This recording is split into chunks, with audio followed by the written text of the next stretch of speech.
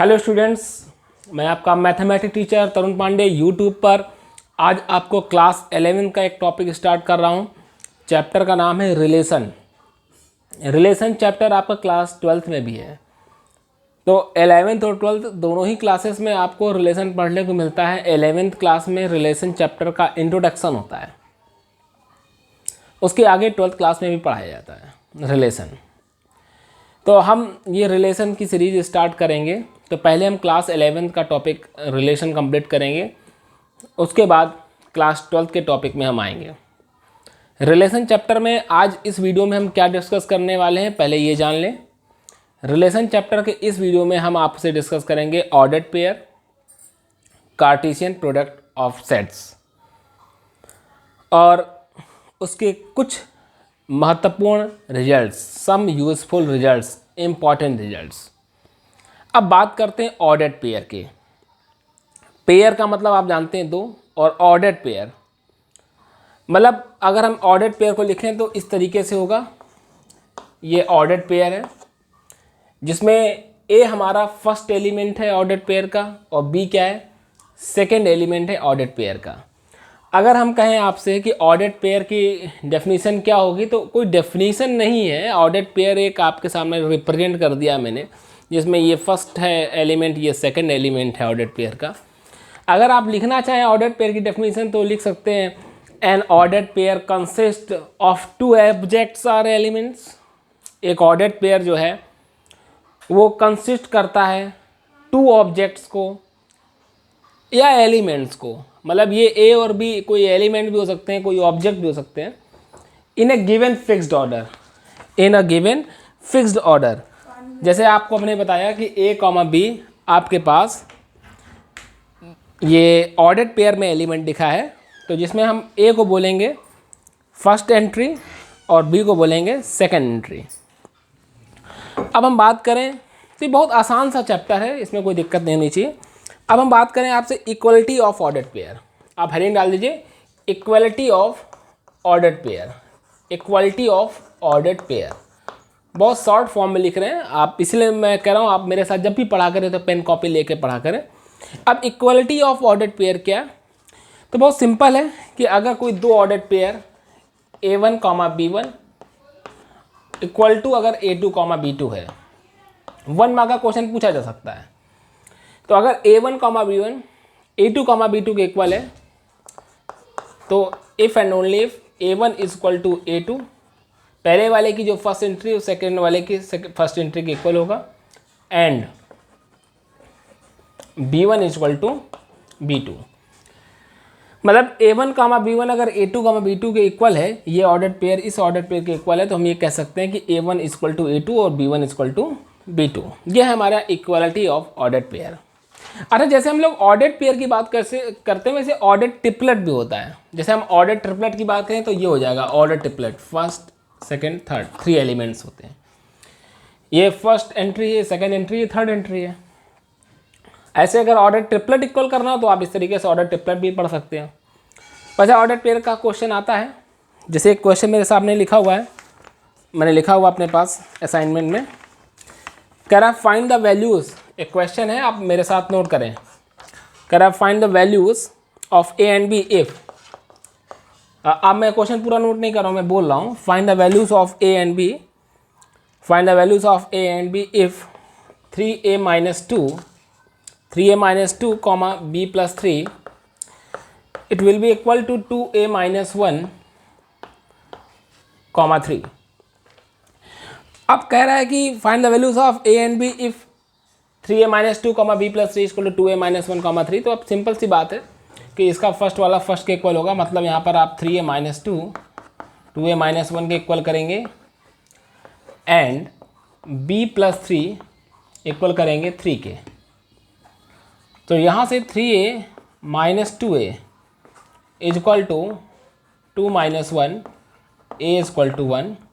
यहाँ पर 3 से 3 कैंसिल हो जाएगा, b इज इक्वल टू 0। तो यहाँ पर आंसर देखने को दोस्त मिलेगा a is equal to 1 and b is equal to 0। अब आगे आते हैं, एक क्वेश्चन हम आपको दे रहे हैं, आप इसका आंसर मैं कमेंट में वेट करूँगा।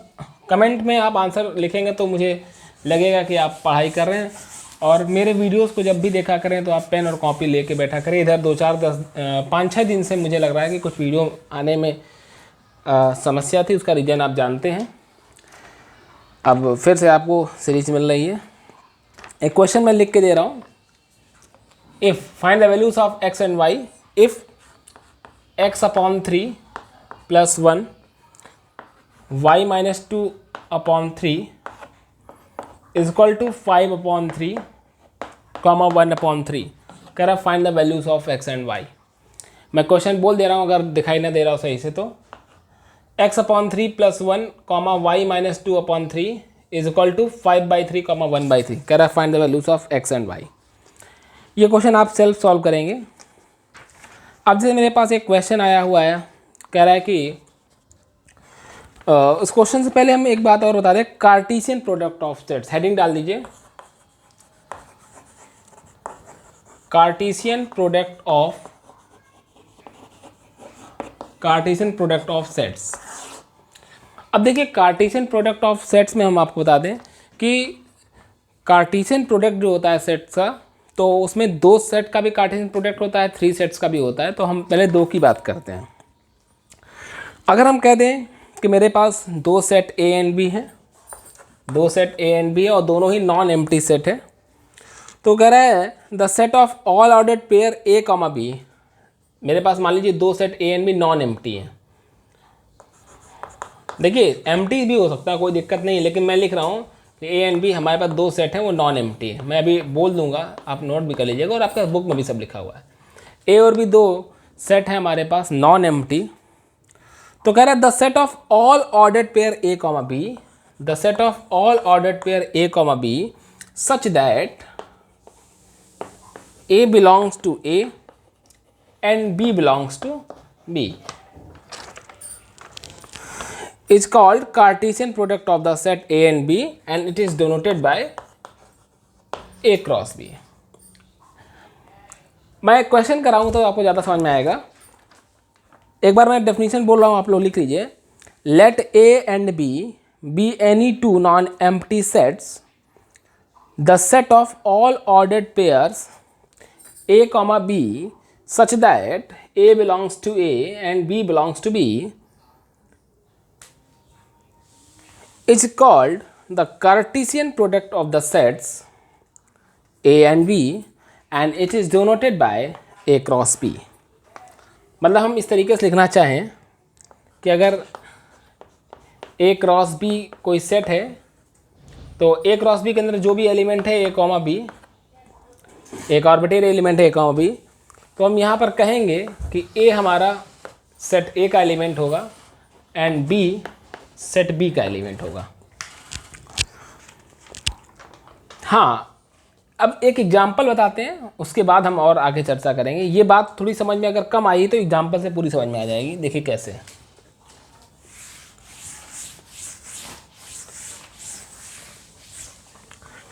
जैसे मेरे पास एक सेट A है, बहुत आसान है ये, 1 3 5 6, और एक सेट B है 2, 4। कह रहा फाइंड A क्रॉस B। अब आपसे कह रहा है कि A क्रॉस B की वैल्यू बताइए क्या होगी। तो बहुत सिंपल है, A क्रॉस B का मतलब पहले आप A को लिख लीजिए 1 3 5 6, फिर आप B को लिख लीजिए 2, 4 करा दीजिए। तो पहले क्या होगा, 1 का क्रॉस कराएंगे 2 से, तो 1, 2, फिर 1 का 1, 4। पहले 1 का क्रॉस 2 से कराएंगे 1, 2, फिर 1 का 4 से कराएंगे 1, 4, 3, 2, 3, 4, फिर 5 का कराएंगे तो 5, 2, फिर 5, 4, फिर 6, 2, फिर 6, 4, ब्रैकेट क्लोज। तो ये हमारा A क्रॉस B आ गया। तो सिंपल है, पहले 1 का हमने 2 और 4 से कराया, फिर 3 का 2 और 4 से कराया, 5 का 2, 4 से कराया, फिर 6 का 2, 4 से कराया। अगर ऐसे ही आपसे कहा जाए B क्रॉस A निकालना हो तो आप B क्रॉस A भी निकाल सकते हैं।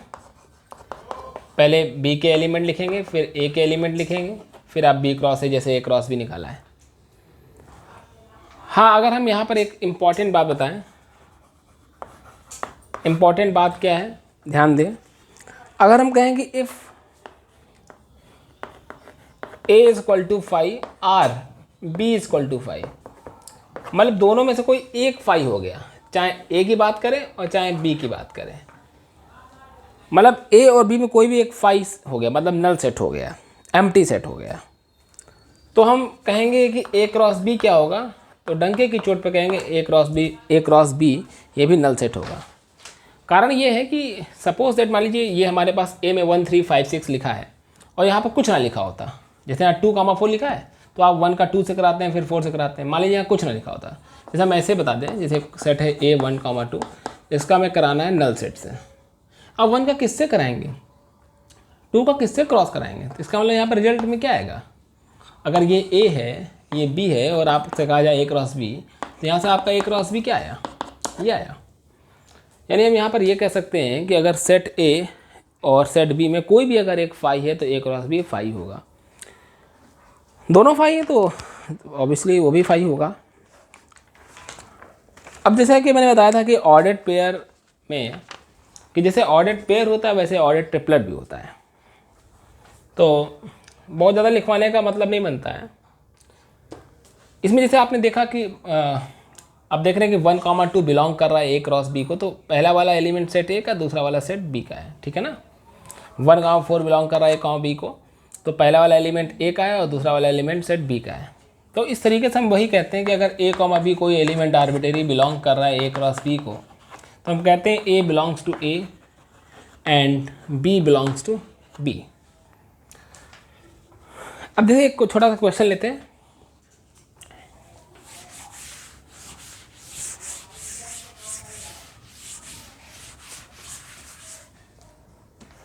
जैसे एक छोटा सा क्वेश्चन है मेरे पास कि एक सेट ए है 1,2 और हमसे कह रहा है कि ए क्रॉस ए निकालना है। तो स्टूडेंट एक सेट ए 1,2 है और आपसे कह रहा है ए क्रॉस ए निकालना है, तो बहुत आसान है। सबसे पहले आप ए क्रॉस ए निकालें,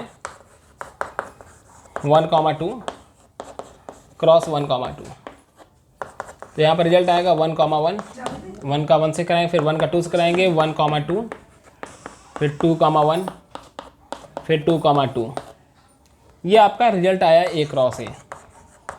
1 का 1 से, फिर 1 का 2 से, 2 का 1 से, 2 का 2 से। अब उसके बाद आपसे कह रहा है ए क्रॉस ए कराना है, तो सिंपल बात है कि पहले आप ए क्रॉस ए लिख लीजिए, 1,1, 1,2, 2,1, 2,2, दिस इज ए क्रॉस ए। फिर इसका क्रॉस 1,2 से कराएंगे। तो अगर आप लिखें इस तरीके से तो यहाँ पर आएगा 1,1 का पहले इससे 1 से कराएंगे तो 1,1,1 आएगा, फिर 1,1 का 2 से कराएंगे तो 1,1,2 आएगा, फिर 1,2 का 1,2, 1,2, 1, फिर 1,2, 2। इस तरीके से करते करते आखिरी में आएगा 2,2, 2। तो लिख लेंगे आप लोग, पहले इसका इससे से कराएंगे, फिर इसका इससे से कराएंगे, फिर इसका इससे, फिर इसका इससे। एक इम्पॉर्टेंट बात और बताना चाहते हैं कि जैसे सपोज दैट मेरे पास कोई कहता है कि number of element of A cross B कितने होंगे, कि ए क्रॉस बी अगर दो सेट का कार्टेशियन प्रोडक्ट है ए क्रॉस बी, तो ए क्रॉस बी में कितने एलिमेंट होंगे, ए क्रॉस बी में कितने एलिमेंट होंगे। तो आप एक एग्जांपल से देख सकते हैं, वैसे मैं बता दूं, number of elements of A cross B, number of element of set A into number of element of set B. तो जैसे मैं अगर आपसे इसी क्वेश्चन में कहूँ कि how much element of set A cross A, तो आप देख रहे हैं कि ए क्रॉस ए में कितने एलिमेंट हैं, 4 हैं। तो ए क्रॉस ए में एलिमेंट कैसे निकालना होगा, वही number of element of A into number of element of A. तो number of element of A 2, 2 into 2, 4। तो यहाँ पर ए क्रॉस ए में 4 एलिमेंट हैं, अब हम बात करें कि number of element of A cross A cross A, तो number of element of A cross A 4 into number of element of set A 2 यानी 8। करेक्ट है। आप देख भी सकते हैं ये इसके साथ दो ऑर्डर ट्रिपलेट बनाएगा, 1 का 1 1 का 1 1 से कराएगा, 1 का 1 2 से कराएगा, तो देख रहे हैं 1 का 1 का 1 1 का 1 का 2, ऐसे 1 का 2 कराएगा 1 और 2 से, तो 1 का 2 का 1 1 का 2 का 2। तो इस तरीके से हर एक ऑर्डर्ड पेयर हर एक एलिमेंट से जो ट्रिपलेट तैयार कर रहा है वो 2 बना रहा है, तो 1 2 3 4 4 2 या 8। और फॉर्मूले के अकॉर्डिंग भी number of element of A cross A cross A, number of element of A cross A into number of element of A. अब बात करते हैं, तो ये क्लियर हो गया होगा कि number of element of A cross B किसके इक्वल है, number of element of set A into number of element of set B. इसके बाद नेक्स्ट वीडियो में हम कुछ यूजफुल रिजल्ट्स की चर्चा करेंगे और उनके डेरिवेशन बताएंगे, तो तक आप इसको नोट करें। नेक्स्ट वीडियो में हम नेक्स्ट क्वेश्चंस और कुछ डेरिवेशंस कराएंगे कार्टेशियन प्रोडक्ट ऑफ सेट्स के, और उसके बाद मैं रिलेशन पर फोकस करूँगा। Thank you.